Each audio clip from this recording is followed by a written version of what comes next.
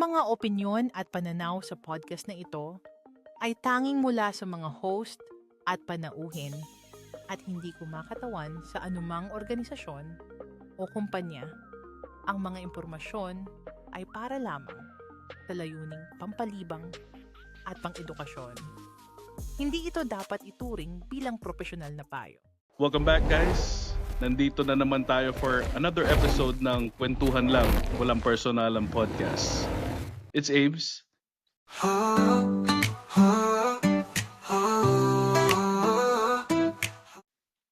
And this episode, it's a fun episode. Yes! Kasi meron na naman tayong trending na guest, sikat na sikat.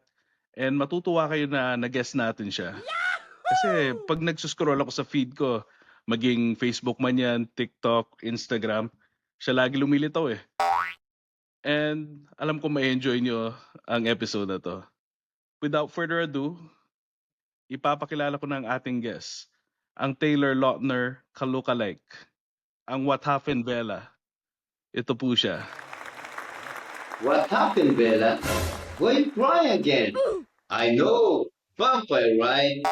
Yung guys, I'm Christopher Diwata from Wawa Pag-asa, Puruyon, Bataan.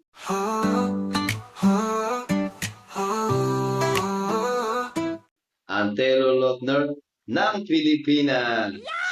Ganda na intro. Ay, salamat sir at pinaunlakan mo kami dito sa episode na to. Salamat din po, salamat din po. Yeah, busy kayong tao. It's like fully book ho ata kayo almost every day. Dahil ho, pagka-text ko si sir, busy.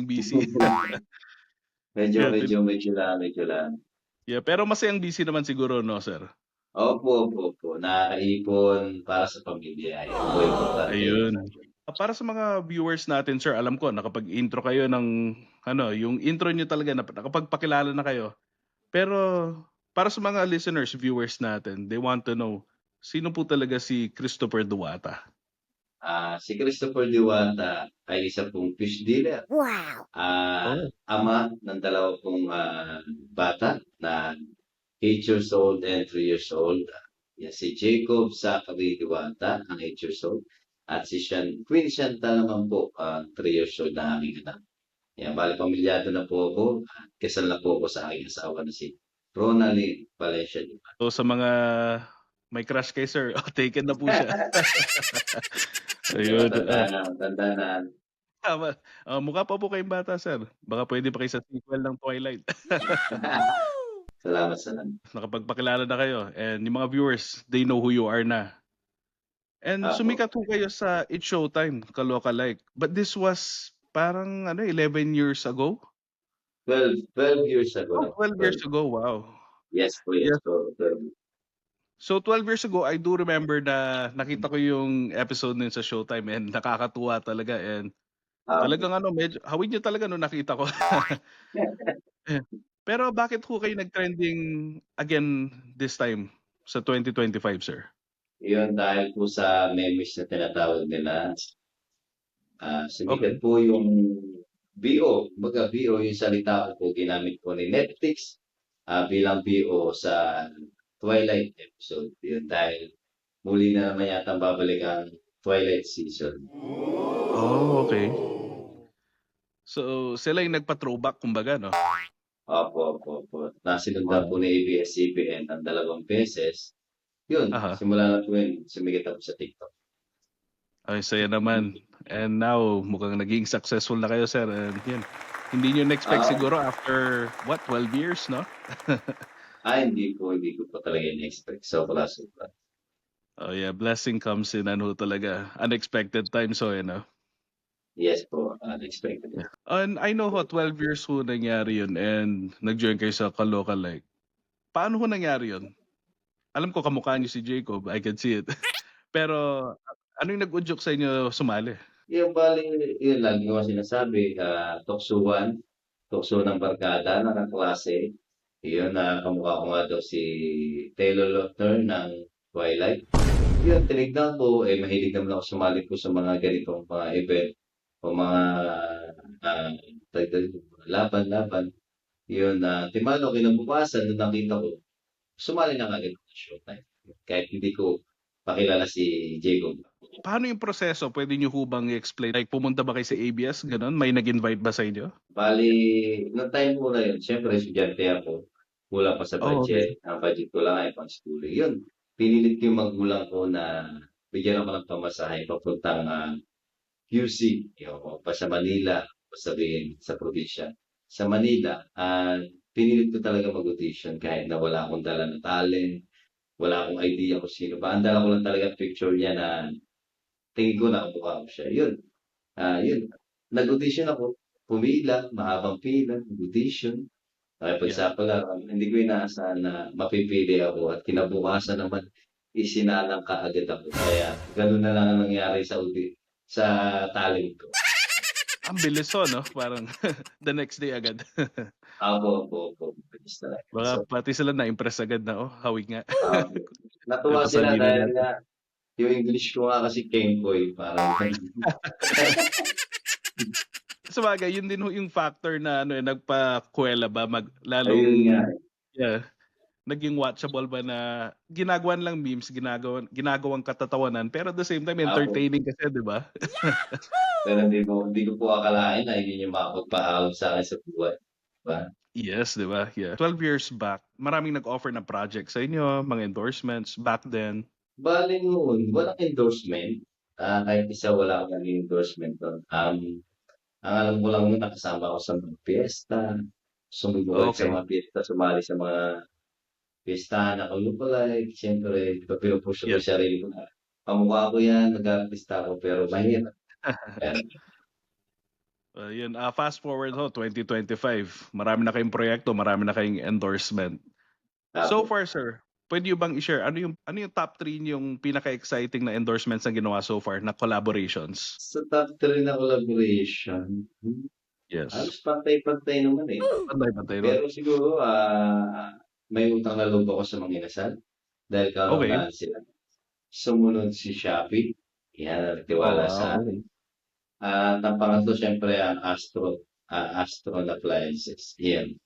Oh, Siguro nice, nice. sila lang bukas ng pintuan para sa amin, sa Mandos. Sana all. Yeah, it's like every week or every day talaga no? Merong something going on. So, parang, parang ganun na po every day talagang. Yes. Kaya pinupuso ko na huwag mawala. Siyempre, maubos din naman, pero at least, di Mm-mm. ba? Meron at meron pa rin. Yeah, and again po kaya nga thank you po sa pag-guest sa amin kasi right now midnight na ho dyan no? Sa inyo. Yes po. Bali, 12:51 na po rito. Oh, In the mag-alauna morning. na. Apo. Buti hindi nag-turn ng werewolf si si Sir. Hindi na. Diba? Hindi. Ayun sir, now they know your story and yung paano nabuo ang Taylor Lautner ka-lookalike na si Sir Christopher Diwata. Ang question ko ngayon sa'yo sir, 5 years from now, nasaan na si Christopher Diwata? 5 years from now, siguro, ayan, meron na po tayong mga franchise. Binigyan po tayo ni Dog Story. Pupukosan po yan. At meron na rin po tayo na magbubukas sa 26, ngayong 26, sa Star Mall, EDSA Show. Meron na rin po ako Everything But Cheese. Yan, may franchise na rin po ako nagbibigay nila. At syempre si Beta Bella, nagpaparamdam na rin po, hanap na lang po ako ng place. Siguro, yun po yung pupukusan ko na para sa mga anak ko, sa pamilya ko, para at least mawala man ng endorsement, mawala man ng mga ganitong ginagawa ko. Ay, meron akong hanap buhay na masabi ko naman na makakahabon para sa pamilya. Yeah. Ayun, business-minded ho talaga no? And syempre, family first po lagi. Yes! Ano po ang mensahe nyo sa mga haters nyo at saka mga fans mo, sir?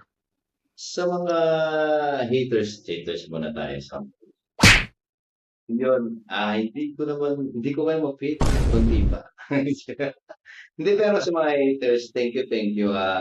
Kahit pa paano, syempre, kayo na nagpapaingay sa industriya ng pagiging influencer, pagiging vlogger, sa lahat naman po. Alam naman po natin yan. Pag walang haters, hindi po Tama. maingay ng influencer. Tama. Sa mga supporters ko naman, at mga silent supporters, maraming salamat po sa inyo. Hayaan niyo po, at lagi niyo sinasabi, hindi po ako mag-haters. And kahit ano pong mangyari, hindi po ako mag-endorse na sugal. Asahan niyo po yan. Ayun. Yun, tama.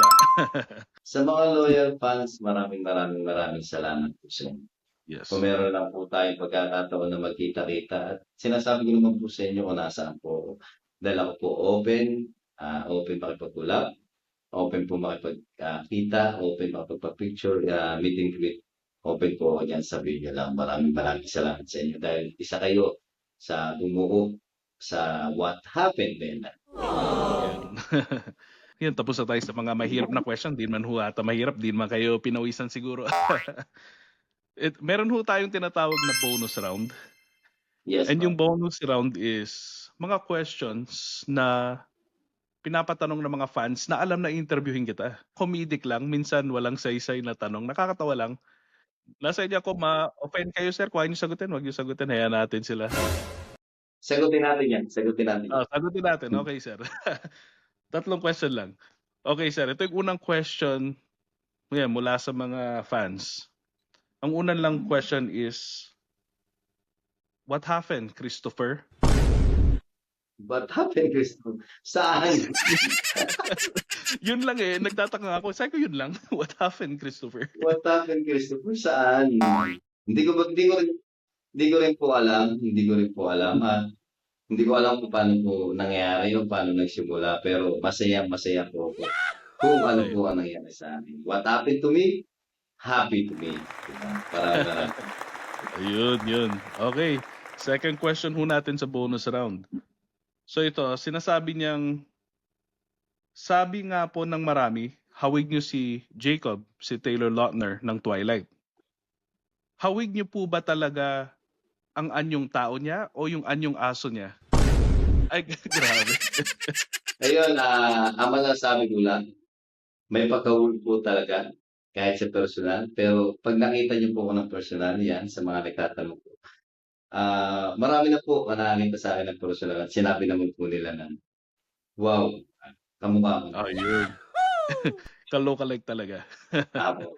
Sa personal, sa personal. Sa personal, grabe naman, hindi numukhang aso si sir. Wag niyo sabihin yun. Ayos lang. Okay. And last question sa bonus. Nabanggit niyo nga po na ang buong pangalan niyo ay Christopher Diwata. Kaano-ano niyo po ba si Diwata ng Paris Overload? Kung mapapansin nyo, di ba, napaka-opposite ng di ba, ng pagkatao namin. Pero ako po ay talagang Christopher Diwata.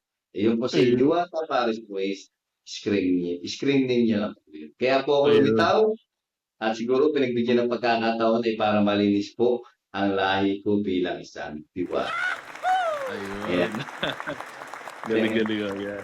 At saka gusto ko yung last name nyo, Diwata talaga. Yun yung totoong last name nyo, di ba? Diwata. Abali ang buong pangalan ko po talaga ay Christopher Gigante Diwata. Oh, wow. Okay. Hindi nyo na kailangan ng screen name, sir. Yun na yun. Last request, sir, bago natin tapusin. Pwede nyo hubang hikayatin manood ng kwentuhan lang, walang personalang podcast, ang mga fans natin, mga listeners? Yan, sana manood po kayo.